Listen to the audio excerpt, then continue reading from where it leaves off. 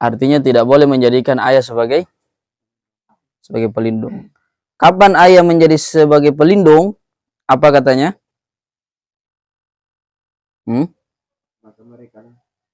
Maka mereka itulah orang-orang yang zalim. Maka dia jadi orang yang zalim. Bagaimana bisa kita menjadikan bapak-bapak kita menjadi pelindung kemudian menjadi zalim? Kapan itu? Inistahabbul kufra 'alal iman. Apa? Inistahabbul kufra 'alal iman. Jika mereka mengutamakan kekafiran atas keimanan. Jadi itu yang dimaksud. Jadi tidak boleh.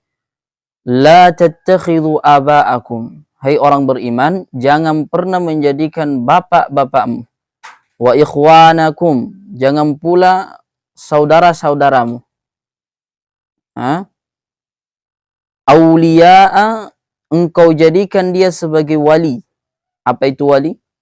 Wali itu dia sebagai penolong, dia sebagai sahabat, dia sebagai tempat bersandar. Kapan kita tidak boleh menjadikan ayah dan saudara itu sebagai penolong, sebagai tempat bersandar? Kapan? Ketika inistahabbul kufra 'alal iman. Ketika mereka sudah lebih cinta kekafiran daripada keimanan. Itu maksud yang pertama, maksud sederhananya. Siapa yang melakukan itu pasti dia zalim. Wa may yatawallahum minkum, siapa yang berpaling, apa maksudnya? Siapa yang berpaling kemana? Yang menjadikan mereka sebagai wali. Berpaling maksudnya menjadikan mereka sebagai wali, padahal mereka lebih cinta kekafiran daripada keimanan. Faulaika humul zalimun. Itu orang zalim tuh. Oke, lihat ayat sebelumnya, setelahnya. Qul in kana aba'ukum. Katakanlah, jika bapak-bapakmu, wa abna'ukum, jika anak-anakmu, wa ikhwanukum, jika saudara-saudaramu, wa azwajukum, pasangan-pasanganmu, wa ashiratukum. Ashir, apa itu ashirah? Ashirah itu sama dengan keluarga. Ashirah wa ashiratukum sama dengan keluarga.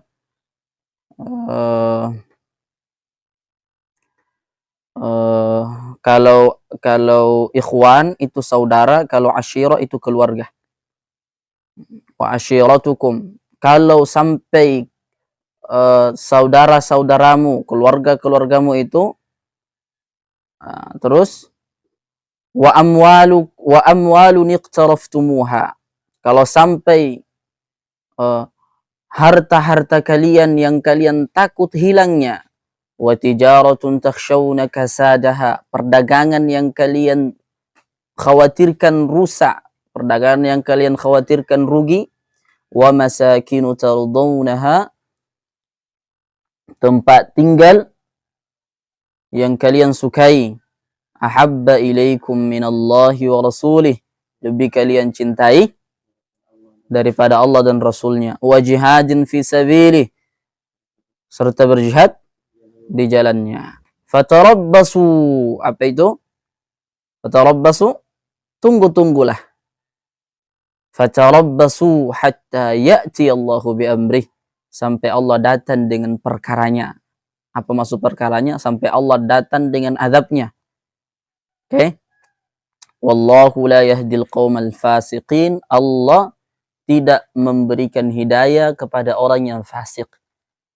Oke, lihat ayat 25-nya. Laqad nasarakumullahu fi mawatin katsiratin wa yawma Hunain. Sungguh Allah telah tolong kalian di tempat yang banyak. Wa yawma Hunain, dan di hari Hunain. Idz a'jabatkum kathratukum, ketika kalian sudah berbangga diri dengan jumlah kalian.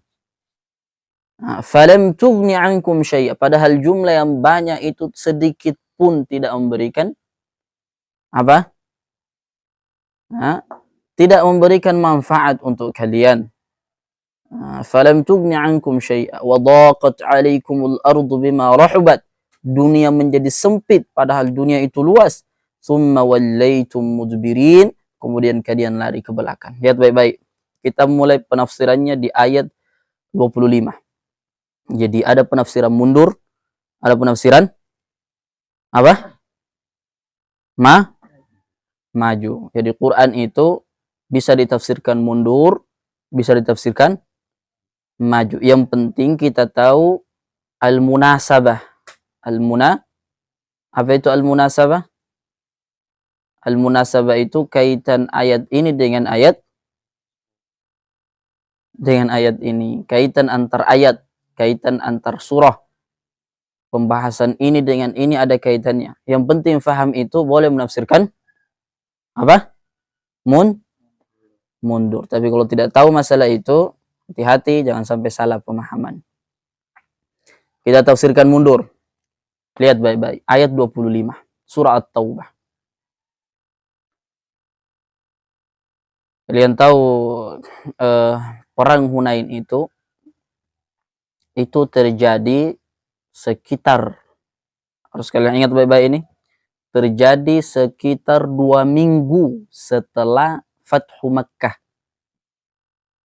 Terjadi sekitar 2 minggu setelah Fathu Makkah. Apa itu Fathu Makkah? Apa itu Fathu Makkah? Coba yang tahu Fathu Makkah? Apa? Apa Fathu Makkah?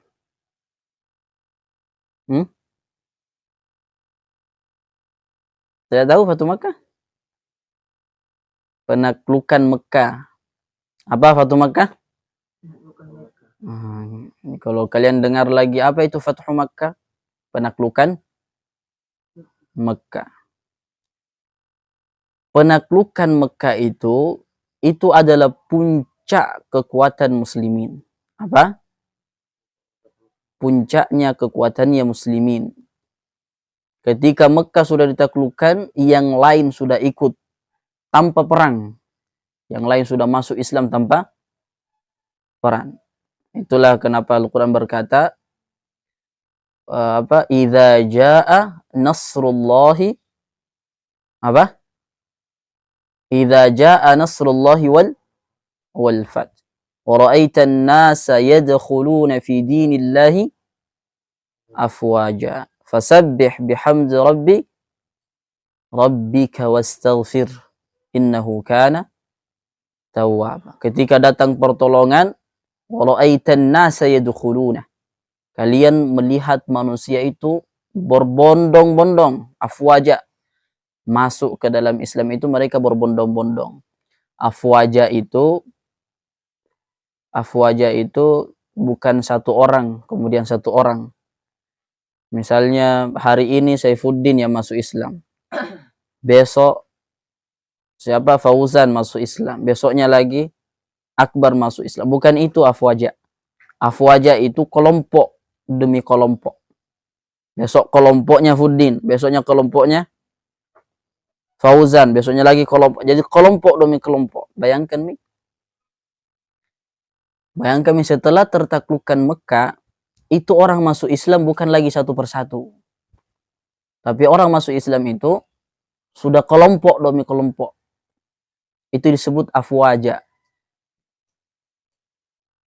Orang pas tahu bahwa Mekah sudah ditaklukkan, mereka sudah takut. Mekah ini kan raja. Mekah ini kan pusat peradaban.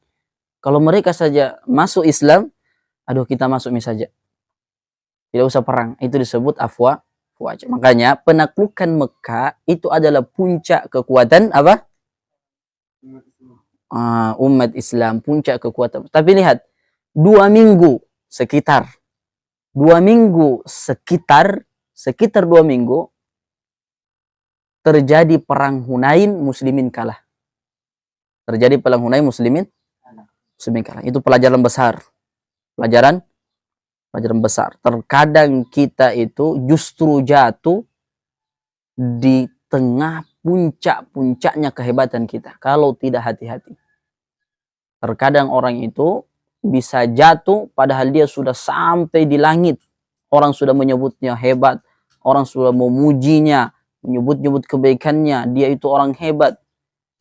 Hati-hati, kalau tidak hati-hati terkadang di situ kita jatuh. Muslimin di puncak kehebatannya justru jatuh. Berkisar berapa tadi? 2 minggu saja. Bayangkan, kalau tidak hati-hati bisa jatuh. Oke? Okay? Nah, perang Badar itu muslimin menang atau kalah? Menang. Bayangkan, perang Badar itu muslimin menang. Nah, 8 tahun kemudian Fathu Makkah. Setelah Fathu Makkah sekitar 2 minggu saja muslimin jatuh. Itu pelajaran besar nanti nah. Kalian sudah terkenal, kalian sudah dipuji sama orang baik, orang berilmu, orang hebat, hati-hati. Hati-hati, terkadang kamu bisa jatuh, diinjak sama orang, diremehkan sama orang, justru ketika kamu sudah berada di atas puncak. Sakit. Orang sudah di atas puncak itu kemudian jatuh sakit. Nah, lihat firman Allah. Ketika muslimin perang Hunain. Kata Allah, laqad nasarakumullahu fi mawatin katsiratin wa yawma Hunain. Sungguh, lam dengan qad itu namanya harfut tauqid. Apa? Harfut tauqid. Huruf untuk menguatkan. Huruf untuk menguatkan apa yang ingin disampaikan. Contoh misalnya, kalau misalnya Saifuddin datang. Kalau Saifuddin datang, bahasa Arabnya itu ja'a Saifuddin. Saifuddin datang. Tapi untuk meyakinkan orang supaya orang percaya, ditambahi qad depannya. Qad ja'a apa? Saifuddin. Sungguh telah datang Saifuddin. Masih ada yang tidak percaya, kasih lam sebelum qad. Laqad ja'a Saifuddin. Sungguh benar-benar Saifuddin sudah datang. Gitu. Di lam dengan qad itu adalah tauqid, menguatkan akan apa yang akan disampaikan setelahnya. Supaya orang percaya, supaya orang fokus. Nah, lihat firman Allah. Mengawali dengan kalimat laqad. Ingin Allah berkata, fokus pada persoalan ini. Fokus baik-baik. Laqad nasarakumullah. Sungguh Allah telah menolong kalian fi mawatin katsiratin, di tempat yang banyak. Ini bercerita tentang perang Hunain. Tapi Allah bilang, Allah tolong kalian di tempat yang banyak. Karena Allah menolong muslimin di perang Badar. Allah tolong muslimin di perang Uhud. Allah tolong muslimin di banyak peperangan. Tapi setelah itu lihat, Allah menyebutkan wa yauma Hunain, dan hari Hunain. Siyaqul kalam, apa itu siyaqul kalam? Siyaqul kalam itu bentuk pola bahasa, pola pembicaraan. Ini bentuk pembicaraan seperti ini, berarti yang ditekankan ini. Oh, dia memulai dengan ini, berarti yang kita fokusi harus ini. Itu namanya siyaqul kalam. Pola bahasa, pola perkataan. Susunan kata-kata itu, orang Arab itu penting untuk menekankan sesuatu di situ, pembahasan fokus di situ. Oke, lihat baik-baik. Sama dengan kalau kita bahasa Indonesia, ada yang bilang sama kita,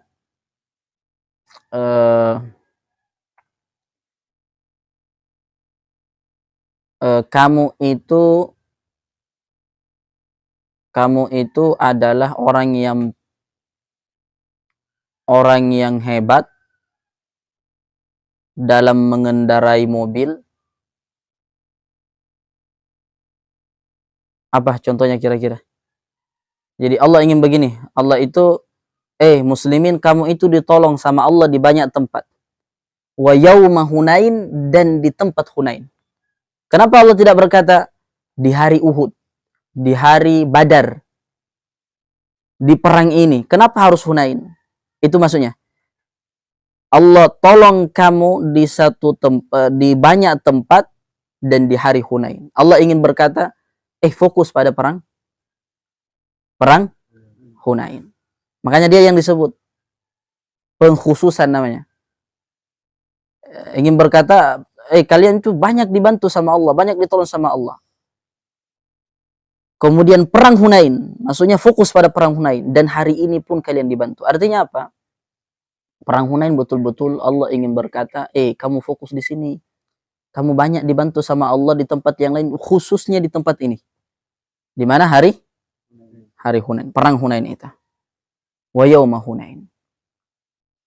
Karena perang Hunain itu muslimin di awalnya kalah. Muslimin awalnya kalah.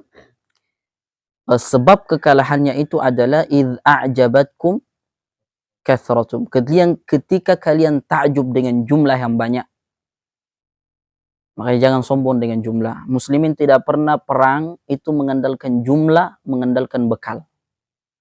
2. La nuqatilu. Tinis lagi. Tinis lagi. Apa sebab mereka kalah di perang Hunain? Itu diantaranya idh a'jabatkum kathratukum, ketika kalian mulai bangga dengan jumlah yang banyak itu. Muslimin itu jumlahnya 12.000. Sebelum-sebelumnya itu sedikit sekali jumlahnya. Muslimin sangat sedikit, kalau mau perang itu jumlahnya sedikit, tidak pernah banyak. Hari Hunain itu muslimin agak banyak. Kemudian mereka berkata, kalau hanya jumlah kita tidak akan kalah. Kalau hanya jumlah kita tidak akan kalah. Mereka berbangga diri dengan jumlah. Ternyata itu yang membuat kalah. Idh a'jabatkum kathratukum. Sebelum-sebelumnya Mekah belum ditaklukkan. Karena Mekah sudah ditaklukkan, maka bertambah muslimin tambah banyak.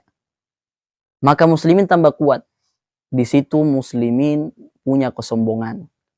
Dia berkata, hari ini kita tidak akan kalah hanya karena jumlah. Artinya dia berbangga diri dengan jumlah. Itu pelajaran besar untuk kalian. Kalau kalian sudah besar nanti, sudah dipuji-puji orang, hati-hati. Jangan sombong. Jangan sombong, hati-hati. Jatuh, sakit. Orang kalau sudah tinggi kemudian jatuh, sakit. Tapi masih rendah kemudian jatuh, itu dibandingkan dengan tinggi kemudian jatuh, sakit itu. Idh a'jabatkum kathratukum. Ketika kalian itu mulai berbangga dengan apa? Dengan jumlah yang banyak. Pada Allah sudah bilang, falam tugni ankum syai'a. Padahal jumlah yang banyak tidak pernah menjadi manfaat untuk kalian. Tidak bermanfaat jumlah itu. Kata para sahabat, la nuqatilu bil udad wala bil adad. Kami tidak pernah perang itu mengandalkan jumlah, tidak pula mengandalkan bekal. La nuqatilu bil adad wala bil udad.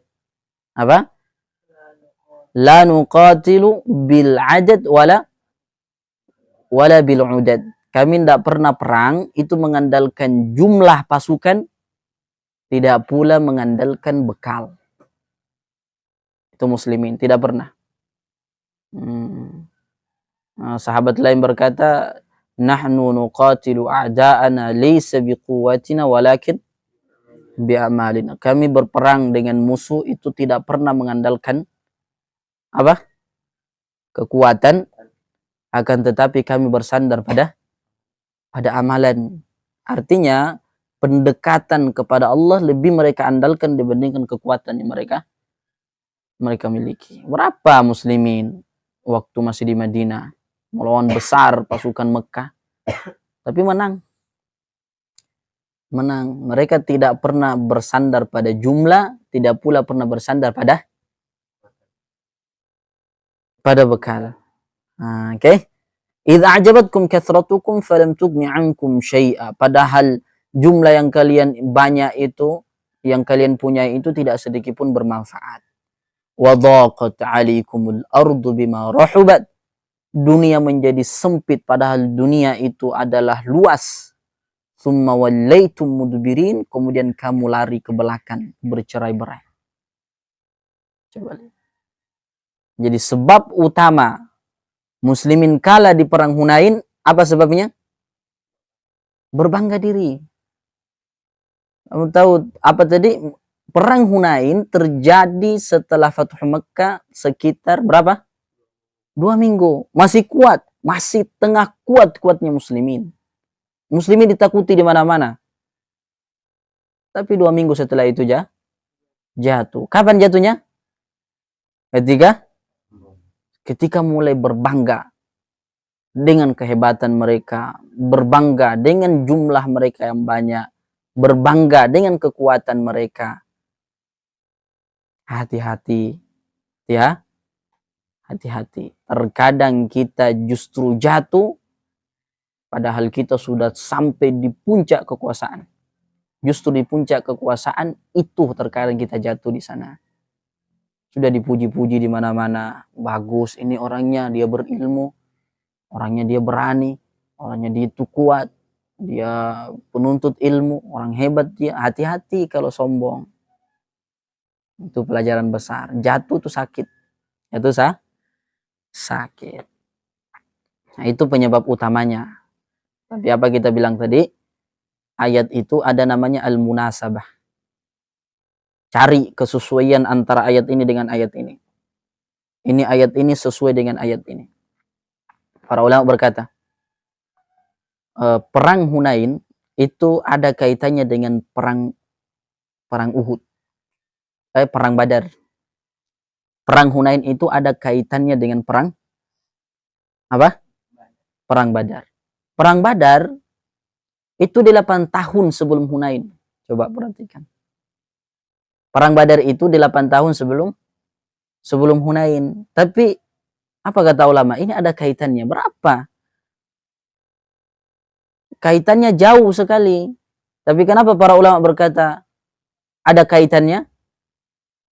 Itulah kenapa perang Badar itu diletakkan dalam surah Anfal. Setelah surah Anfal itu surah apa? At-Taubah. Perang Hunain itu diletakkan di surah At-Taubah. At-Taubah diawali dengan bara'atun minallahi wa rasuli. Bara'ah itu artinya menjauh. Seolah Allah berkata, kami menjauh. Kalian harus tobat. Kalian harus tobat. Itu penyebab pertama. Silakan dicek di mana-mana. Orang kalau sudah sombong, berbangga dengan yang dia miliki, lama-lama jatuh. Tidak lama itu, lama-lama jatuh. Pelajaran besar itu untuk kalian. Nah, kalian sudah sampai di masyarakat atau dimanapun kalian berada, kemudian timbul kesombongan, hati-hati, ya, hati-hati. Jangan sampai sombong, jangan sampai berbangga diri. Saya punya itu, saya punya ini. Saya itu orang kerja di sana, saya itu orang kerja di sini. Saya punya ini. Itu berbahaya. Itu yang membuat orang-orang dulu jatuh justru ketika kekuatan mereka memuncak. Harusnya mereka menang. Lihat ayat sebelumnya. Tadi penyebab pertamanya apa? Idh a'jabatkum kathratum. Ketika kalian bangga dengan jumlah. Tapi lihat ayat sebelumnya. Apa ayat sebelumnya? Apa ayat sebelumnya? Qul in kana aba'ukum wa abna'ukum wa ikhwanukum wa azwajukum wa ashiratukum wa amwalun iktaraftumuha wa tijaratun takshawna kasadaha wa masakinu tardawnaha ahabba ilaikum minallahi wa rasuli wa jihadin fis fatarabbasu hatta ya'ti Allahu bi amri. Ada kaidah begini. 8 ketemu 2 hancur hidup kalau tidak hati-hati. 8 ketemu 2 hancur kehidupan kalau tidak hati-hati. Perhatikan itu. Apa yang 8 itu? Qul in kana aba'ukum. Katakan wahai Muhammad. In kana aba'ukum, kalau sampai bapak-bapak kalian. Lihat, satu. Wa abna'ukum, kalau sampai anak-anak kalian. Dua. Wa ikhwanukum, kalau sampai saudara-saudara kalian. Tiga. Wa azwajukum, kalau sampai pasangan-pasangan kalian. Empat. Wa ashiratukum, kalau sampai keluarga kalian. Oke, berapa nih? 5. Apa lagi? Wa amwalun iktaraftumuha, harta yang kalian takut hilangnya. Wa tijaratun takshawna kasadaha, perdagangan yang kalian takut ruginya. Nah, yang kedelapan apa? Wa masakinu tardawnaha, tempat tinggal yang kalian sukai. 8 itu ahabba ilaikum, lebih kalian cintai dari 2, minallahi wa rasulih. 1, lebih kalian cintai daripada Allah dan Rasulnya. 8, ketemu 2, tidak hati-hati, hancur hidup. Yang pertama, 8 itu lebih kalian cintai daripada Allah dan Rasulnya. Yang kedua apa? Wa jihadin fi sabilih, kemudian berjihad di jalan Allah. 8 itu kalian lebih sukai daripada berjihad di jalan Allah. Apa kata Allah? Fatarabbasu, tunggu-tunggu saja. Tunggu-tunggu saja. Kalau sampai 8 itu lebih kalian cintai dari Allah dan Rasulnya, 1. Yang kedua dari perang, dari berjihad, dari bersungguh-sungguh di jalan Allah. Fatarabbasu, tunggu-tunggu saja. Hatta ya'ti Allahu bi amri, sampai datang Allah membawa azabnya, membawa siksanya, kalian jatuh. Nah, kalian jatuh. Hatta ya'ti Allahu bi amri, sampai datang Allah membawa perkaranya. Sudah, yang 8 jangan sampai bertemu dengan yang 2 kemudian kalian tidak hati-hati. Hati-hati di situ. Jangan sampai bapak kalian, anak kalian, saudara, istri, keluarga, kekayaan, kekayaan yang takut hilangnya, perniagaan, perdagangan yang dikhawatirkan ruginya, tempat tinggal yang kamu sukai, lebih kamu cintai dari Allah dan Rasulnya, 1. Yang kedua dari berjihad di jalan Allah. Kalau sudah seperti itu, fatarabbasu, tunggu-tunggu saja. Hatta ya'ti Allahu bi amri, sampai datang Allah membawa perkaranya, kalian hancur.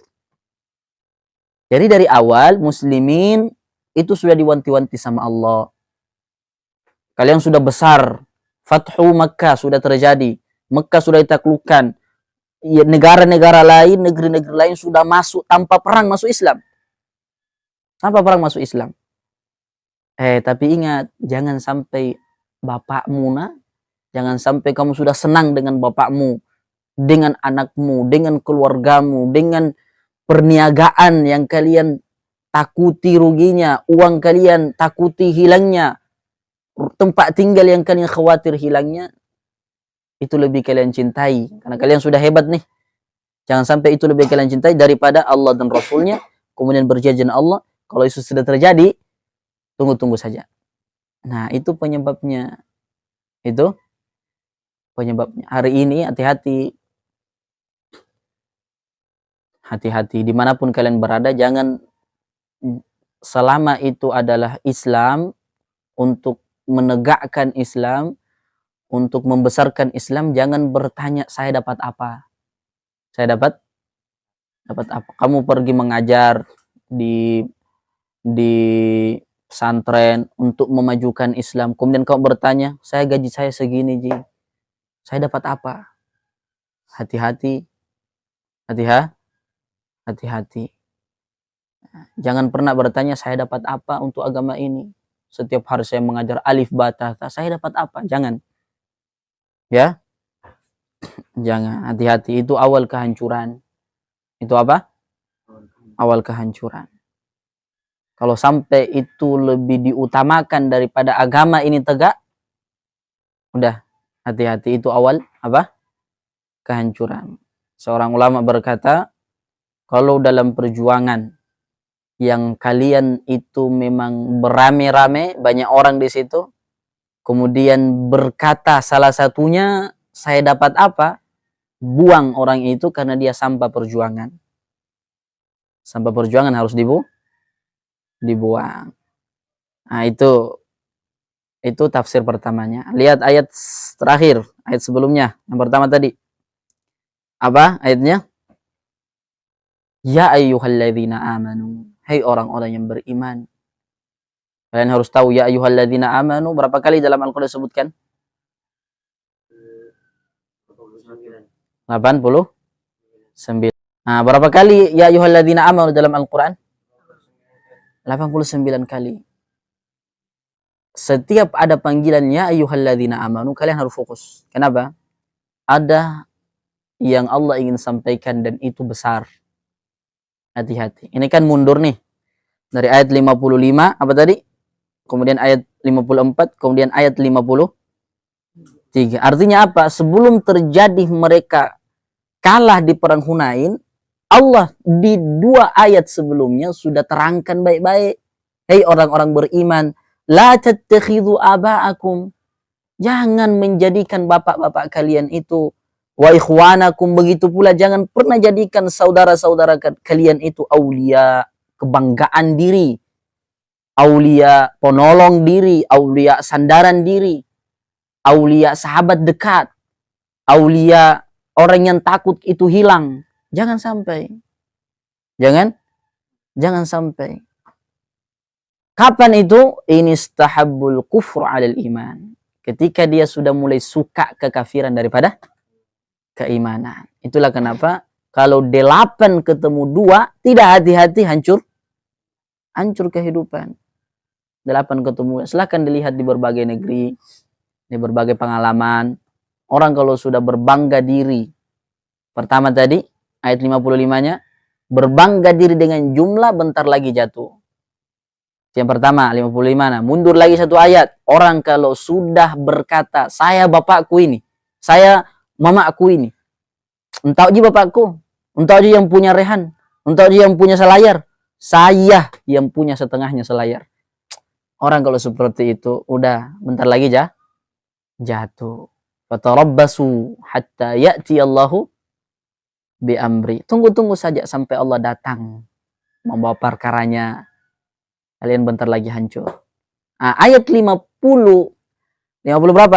Ayat astagfirullah 25, 24, 20, 23, 25, 24, 20, 23. Mundur, kita penafsiran mundur. Supaya kita tahu memang dari awal muslimin diwanti-wanti jangan sampai seperti ini. Sebelum jatuh di Hunain, jangan sampai seperti ini. Nah, ya ayyuhalladzina amanu, hai orang beriman, jangan sampai menjadikan bapak kalian, la tattakhidhu aba'akum. Jangan sampai menjadikan saudara-saudara kalian, wa ikhwanakum. Menjadikan apa mereka? Aulia, penolong, kebanggaan, teman dekat. Inistahabbul kufra 'alal iman, ketika mereka mulai suka kafir daripada keimanan. Wa may yatawallahum minkum. Siapa di antara kalian berpaling pada mereka, faulaika humul zalimun, itu orang zalim. Oke? Itu orang zalim. Lihat ayat 24-nya tadi, di akhir ayat 24. Sudah Allah peringati, 8 ketemu 2, tidak hati-hati hancur kehidupan. Wallahu la yahdil qaumal fasiqin. Allah tidak memberikan petunjuk, tidak mengarahkan orang fasik. Hati-hati kalau fasik, Allah pergi. Artinya kalian sudah tidak punya orang yang mengarahkan, tidak punya zat yang mengarahkan kalian. Susah hidup itu. Kalau Allah sudah pergi, kalian sudah tidak terarah, sulit hidup. Susah. Kalau Allah ada dalam kehidupan, itu artinya kita disinari. Tapi kalau Allah pergi dalam kehidupan itu artinya gelap semuanya. Seharusnya 1 menit kalian sudah sampai WC, tapi karena gelap, mati lampu, merampan-rampang kalian. Baru sampai. Sulit kalau Allah sudah pergi. Wallahu la yahdil qaumal fasiqin. Fasik itu artinya dia tahu itu benar tapi tidak dilaksanakan. Itu namanya fasik. Sudah tahu kalau Ramadan itu harus puasa, tapi dia ngerokok, itu fasik namanya.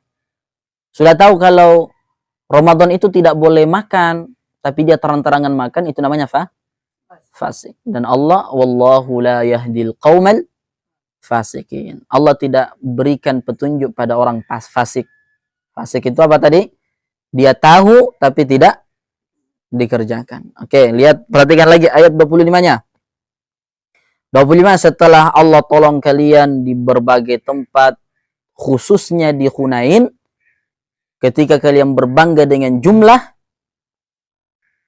kalian kemudian berbangga dengan jumlah, padahal jumlah tidak sedikit pun memberikan manfaat, dunia menjadi sempit padahal luas, kemudian kalian mundur ke belakang. Lihat, terakhir, ayat 26-nya. Ayat 26-nya, perhatikan baik-baik. 26-nya. Untungnya muslimin langsung sadar. Kita sudah jauh dari Allah. Kita sudah jauh menjauhi Allah, ini sudah jauh. Allah sudah menjauh dari kita, kita pun sudah menjauh dari Allah. Mulai sadar di situ, di ayat berapa? 26. Maka mereka berdoa kepada Allah Subhanahu wa ta'ala agar datang bantuan. Nah, apa kemudian Allah menurunkan? Tsumma anzalallahu sakinatahu. Setelah kemudian itu mereka kocar-kacir muslimin di perang Hunain, Allah turunkan ketenangan. Allah turunkan apa? Ketenangan. Ala rasulihi, kepada rasulnya, wa alal mu'minin, kepada muslimin, pasukannya Nabi Muhammad, wa anzala junudan lam tarawha. Lihat kekuasaan Allah. Jangan pernah bersandar dengan jumlah. Kemenangan itu bukan karena jumlah, bukan karena bekal, tapi Allah yang tolong kalian. Laqad nasarakumullah. Allah yang tolong kalian. Jangan pernah berbangga dengan jumlah, dengan bekal. Nah, setelah itu muslimin ditolong sama Allah, Allah berikan ketenangan kepada mereka. Wa anzala junudan lam tarawha. Allah turunkan apa? Junudan lam tarawha. Apa? Bala tentara yang apa? Yang tidak terlihat. Kalah menang itu bukan urusan kita. Kita tugasnya perang saja, sungguh-sungguh saja, belajar saja.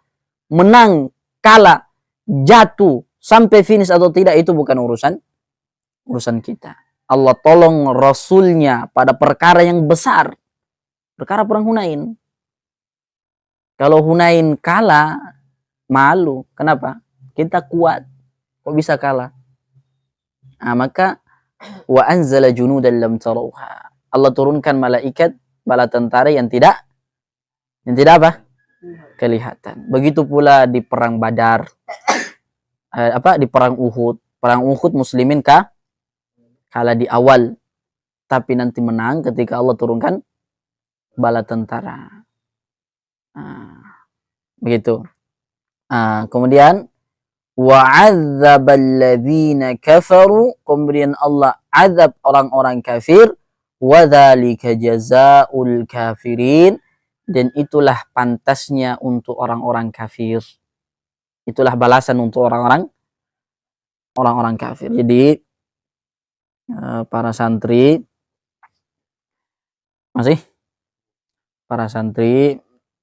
yang saya cintai, itu pelajaran besar perang Hunain itu. Nanti dibaca-baca lagi apa itu, bagaimana itu perang Hunain.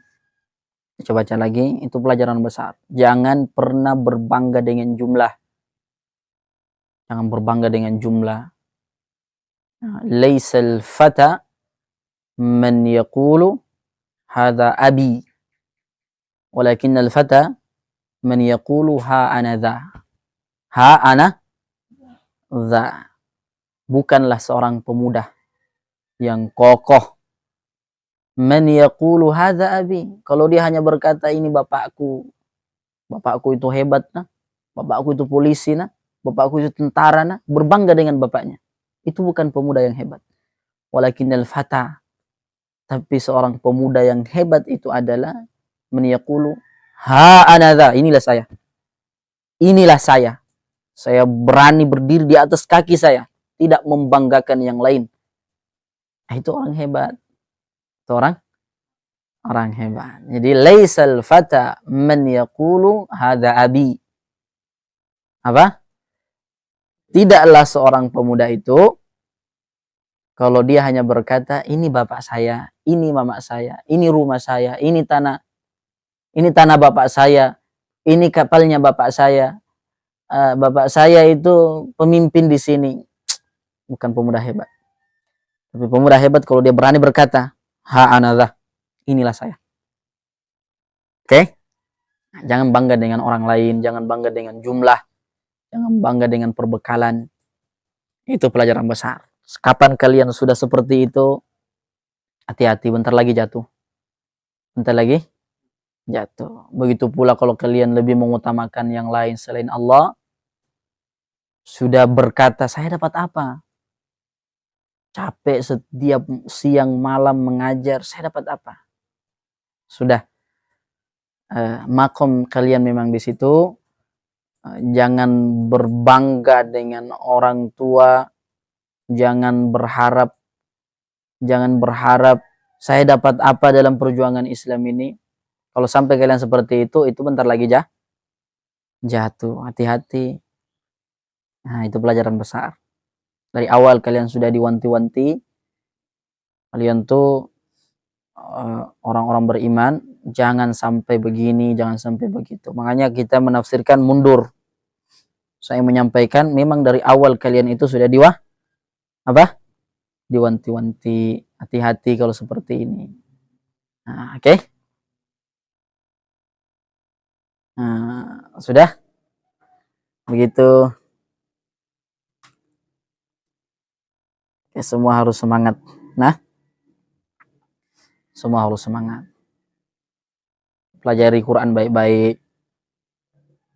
Tidak usah bosan dengan Al-Quran. Memang hidup ini terkadang mudah.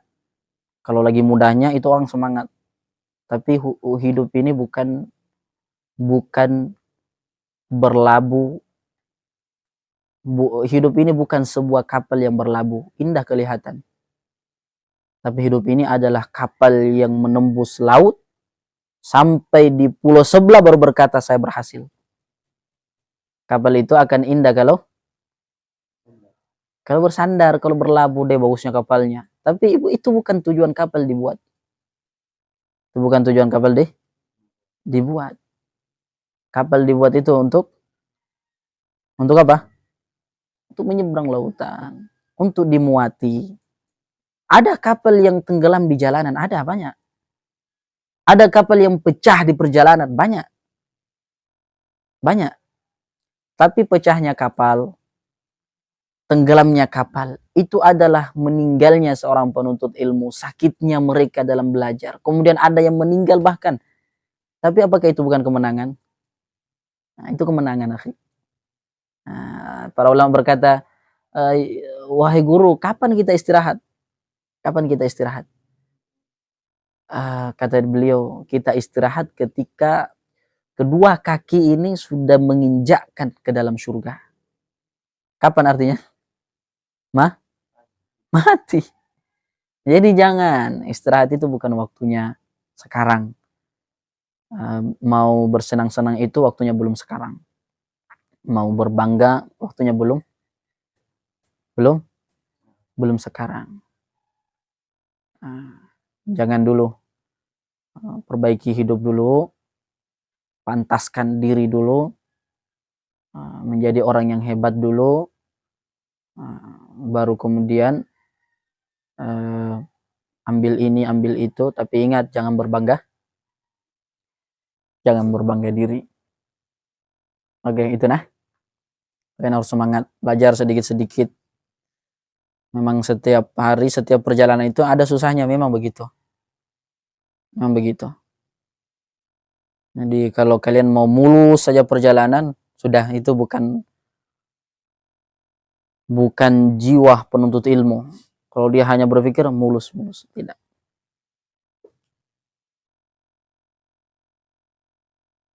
Kayak gitu nah, belajar baik-baik nah. Masih banyak yang kalian perlu pelajari dalam Al-Quran tuh. Pelajari bahasa, pelajari ayat-ayat. Masih banyak, jangan tergesa-gesa.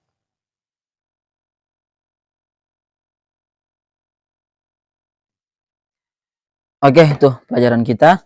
Subhanakallahumma bihamdik. Asyhadu an la ilaha illa anta